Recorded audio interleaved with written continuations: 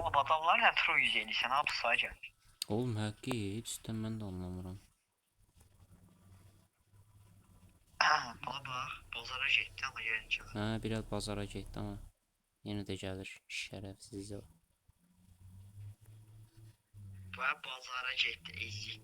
La yenə bura. Ha. Tamam gəlir təzədən Allahu Ekber. Oradan gəlir. Oğlum sen girdi adam. Hə onu qovalayır. Birdən-birə ma gələcək böyük ehtimalla. Qoy mən yenə uzaqlaşım. Oğlum yedi Kürt. Tamam mən tez jeneratöre çökəcəm. Oğlum vurduğun mesafeye bak. Normal değil. Aha. Qapını açacağım. Sen özünü hilladın maalesef. Şey daha adrenalin budur. Yaralı olsan var ya bir jeneratör bitirən kimi fullənsən.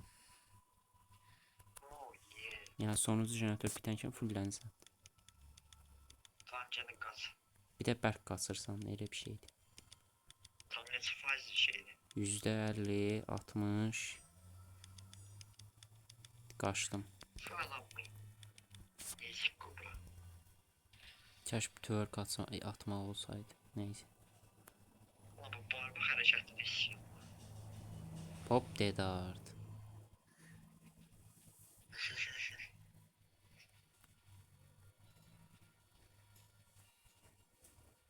Adam orada canlı çəkişini yandı. Sen kaç boş ver. Düz deyirsən mən qaçım.